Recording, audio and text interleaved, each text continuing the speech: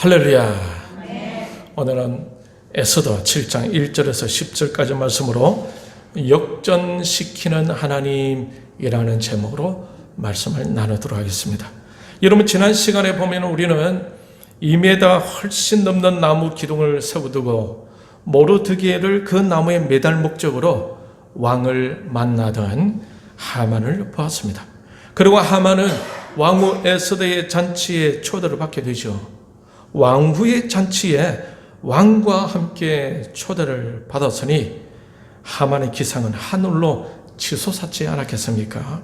그래서 모르드게에 관한 이 일을 왕에게 말씀드리게 되면은 왕은 당연히 자신의 요청을 들어주실 것이고 자신의 계획대로 모르드게를 나무에 매달 수 있을 것으로 하만은 확신하고 있었을 것입니다. 6장 5절에 보면은 하만이 왕을 만나게 되죠. 그런데 웬일입니까? 하만이 모르드게 일에 대해 입을 열기도 전에 일은 이상하게 꼬여가고 있었습니다. 왕을 만나면은 모르드게의 일을 아뢰려고 했는데 왕이 모르드게라는 이름을 먼저 꺼내는 것이 아니겠습니까? 그것도 그 모르드게에게 상을 내리라는 겁니다. 하만은 모르드게에게 왕복을 입히고 말에 태워서 거리로 거닐게 하고 왕의 존귀하게 하기를 원하는 사람은 다 이렇게 될 것이라고 외쳤습니다. 하만의 생각으로는 그 왕복은 누가 입었어야 됐던 겁니까? 자신이 입어야 됐던 거죠. 그 말은 모르드게가 아니라 자신이 타야 했었는데 일이 참 묘하게 되어 갔습니다. 하만의 생각과 계획은 수포로 돌아가고 있었고 모르드게와 유다 민족을 몰살시키려는 그 계획은 산산조각 나고 말았습니다. 점점 불길한 예감이 하만의 마음을 사로잡아 갔을 겁니다. 6장 12절에 보면은 하만의 심경을 이렇게 표현하고 있습니다. 모르드게는 다시 대궐 문으로 돌아오고 하만은 번뇌하여 머리를 싸고, 하만이 번뇌하여 머리를 감쌌다고 하고 있죠. 하만이 지금 얼마나 힘든 순간을 보내고 있는지를 이 말씀을 통해 알 수가 있습니다. 오늘 본문 7장 1절에 보면은 왕이 하만과 함께 또 에스더의 잔치에 가니라.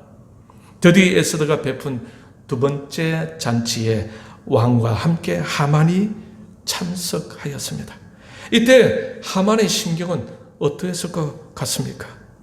내색은 할 수가 없었겠지만 하만은 좌불안석, 불안으로 그 잔치에 집중할 수가 없었을 겁니다.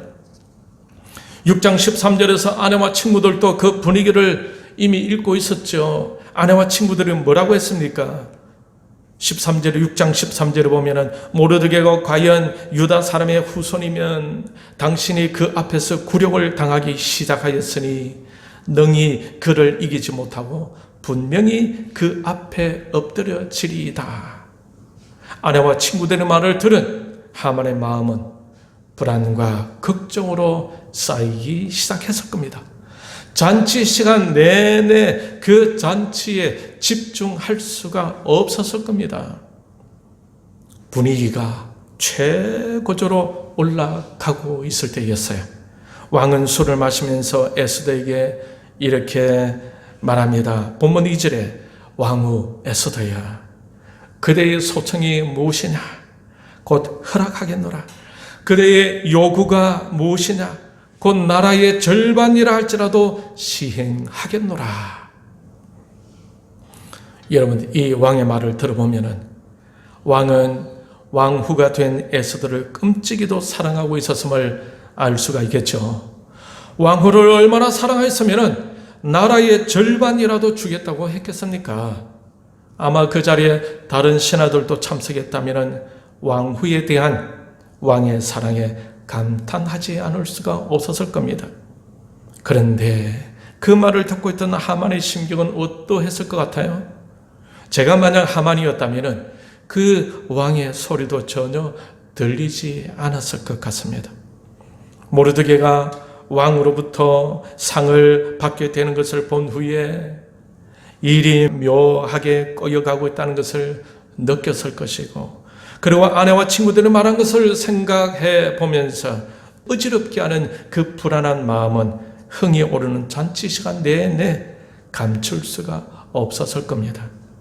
왕의 말을 들은 에스더는 드디어 입술을 열고 자신의 소청을 아릅니다. 3절에 같이 읽을까요? 3절 시작. 왕후 에스더가 대답하여 이르되 왕이여, 내가 만일 왕의 목전에서 은혜를 입었으며 왕이 좋게 여기시면 내 소청대로 내 생명을 내게 주시고 내 요구대로 내 민족을 내게 주소서. 에스더는 뜬금없이 자신의 생명을 달라고 합니다. 자신의 민족을 달라고 합니다. 이 에스더의 말을 들은 왕은 이게 무슨 말인가 하지 않았겠습니까? 갑작스럽게 왕후 에스더가 자신의 생명과 자신의 민족을 달라고 하니 의아스럽기도 하고 왕이 놀라지 않았겠습니까? 에스더는 계속 말을 이어갑니다. 4절 같이 시작. 나와 내 민족에 팔려서 죽임과 도륙함과 진멸함을 당하게 되었나이다. 만일 우리가 노비로 팔렸더라면 내가 잠잠하였으리이다. 그래도 대적이 왕의 손해를 보충하지 못하였으리이다. 이 말을 들은 왕은 이게 도대체 무슨 말인지 궁금해하며 에스더에게 또 물어요. 5절에 아수에로 왕후 에스더에게 말하여 이르되 감히 이런 일을 심중에 품은 자가 누구며 그가 어디 있느냐 하니, 그때 왕후 에스더는 어떻게 대답을 하죠? 6절에 같이 시작. 에스더가 이르되 대적과 원수는 이 악한 하만이니이다. 네, 에스더의 이 말을 듣고 있던 하만은 어떤 반응을 보였습니까? 6절 중간에 보면은 하만이 왕과 왕후 앞에서 두려워하거늘. 상황이 완전히 역전되었죠. 3장 6절 이후에 보면은 하만은 모르드게뿐만 아니라 유대 민족 전체를 다 멸하려고 계획을 꾸몄습니다. 그리고 3장 7절에 보면은 무리들이 하만 앞에서 제비를 뽑아 유대 민족을 말살하기 좋은 날까지 정했다고 하고 있어요. 모든 준비는 다 끝났어요. 이제 왕이 허락만 하면은 모르드게와 유대 민족은 하루아침에 다 죽게 되는 것이었습니다. 그때 유대 백성들의 분위기는 어땠었죠? 4장 3절에 보면은 왕의 명령과 조서가 각 지방에 이름에 유다인이 크게 애통하여 금식하며 울며 부르짖고 굵은 베옷을 입고 제에 누운 자가 무수하더라. 유대인들의 분위기는 그야말로 초상집과 같이 아주 침통한 분위기였습니다.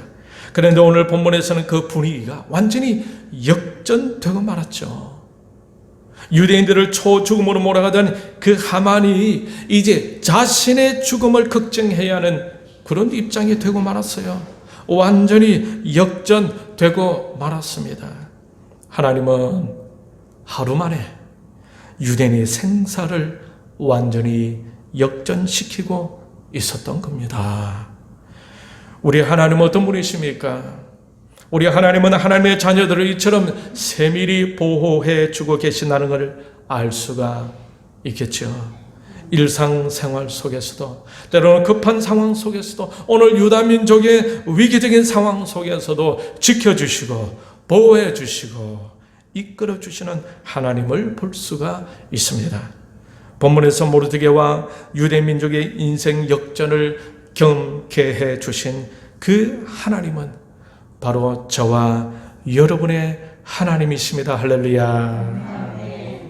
에스더의 말을 듣자 왕은 어떤 반응을 보입니까?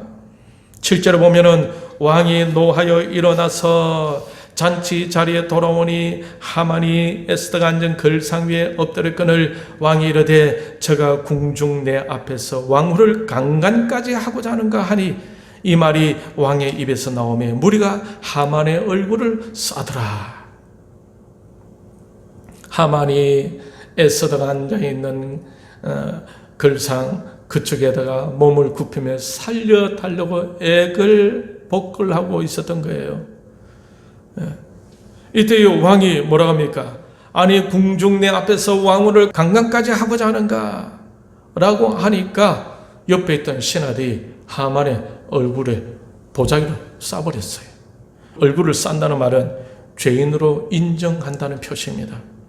왕의 신하들은 왕의 말을 듣고 왕에게 충성을 보이고자 즉시 그렇게 시행했던 겁니다. 하만이 왕후를 강간하였습니까? 아니죠. 아닙니다. 그런데 하만이 모르드게를 모함했던 것처럼 하만은 왕으로부터 무시무시한 모함을 받게 되었고 그가 죄인처럼 취급받고 있는 것을 볼 수가 있어요. 제 꾀에 제가 넘어간 것입니다. 이 말을 사자성어로 어떻게 말합니까? 자성자박이라 라고 말하죠. 자신이 만든 함정에 자신이 빠졌다라는 말입니다. 하만이 바로 그런 상황에 놓이게 되었어요. 이 뒤 9절 왕을 모신 내시 중에 한 사람이 왕에게 충성된 말로 또 이렇게 아릅니다. 왕이시여. 하만이 모르드게를 달기 위해서 2m가 훨씬 넘는 나무를 하만의 집에 세워 놓았다고 하는데 그 나무에 하만을 다는 것이 가한 줄 아래요. 그래서 왕은 그렇게 하라 라고 지시를 합니다. 그래서 10절에 보면은 모르드게를 매달려고 한 나무에 하만을 다니 왕의 노가 그치니라. 잔꾀를 부리던 하만, 모르드게라는 이 한 비천한 인간을 마음대로 다루며 죽이기까지 하려던 그 하만, 자신이 가진 권력을 마치 신적인 권위가 있는 것처럼 자랑하고 우쭐대는 그 하만의 최후는 이렇게 막을 내립니다. 이 하만의 모습은 우리 예수님과는 너무 다르죠. 우리 예수님은 어떤 분이셨습니까? 빌립보서 2장 6절에서 8절까지 말씀 보면 이렇습니다. 6절에 보면은 그는 근본 하나님의 본체시나 하나님과 동등됨을 취할 것으로 여기지 아니하시고 오히려 자기를 비워 종의 형체를 가지사 사람들과 같이 되셨고 사람의 모양으로 나타나사 자기를 낮추시고 죽기까지 복종하셨으니 곧 십자가에 죽으심이라. 우리 주님은 어떤 분이셨습니까? 원래 하나님이셨어요. 그런데 자신을 비워 종의 형체를 가지셨고 사람과 같이 되셨다고 하고 있어요. 자기를 낮추시고 자기를 죽기까지 복종하셔서 십자가에 죽으셨습니다. 저와 여러분을 사랑하신 증표가 바로 십자가에서 죽는 것이었습니다. 자신을 낮추는 것이었어요. 죽기까지 복종하신 겁니다. 이것이 십자가를 통한 저와 여러분을 향한 사랑의 표현입니다. 주님은 마태복음 20장 28절에서는 또 이렇게 말씀하시죠.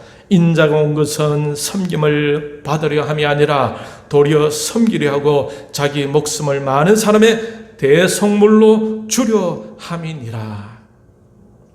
주님은 섬김을 받으려 온 것이 아니라 도리어 섬기려고 오셨다고 하고 있죠. 그런데 주님은 원래 어떤 분이셨습니까? 만왕의 왕이시고 만주의 주가 되신 분이십니다. 온 세상을 창조하시고 우주를 섭리해 가시는 그런 하나님이셨어요. 그럼에도 불구하고 주님은 자신을 낮추시고 복종하셔서 십자가에서 죽으셨습니다. 그래서 우리가 감동받는 것이 아니겠습니까? 그래서 우리가 주님을 쫓는 것이 아니겠습니까? 그래서 우리가 주님을 경배하는 것입니다. 그런데 하만은 왕에게 총애를 받고 있다는 이유로 자신이 권력을 가졌다는 이유로 자신을 마치 하나님처럼 높이고 있어요. 오늘날에 이런 하만과 같은 사람들은 얼마나 있을까 하고 저는 생각해 봤습니다. 2주 전 토요일이었습니다. 교육감 후보 김주홍 씨를 한번 만나러 가야 되겠다 하고 사무실을 갔어요. 그런데 선거 유세로 만나지 못했지만은 교육감 선거의 중책을 맡은 사람을 만나 이런 말을 전했습니다.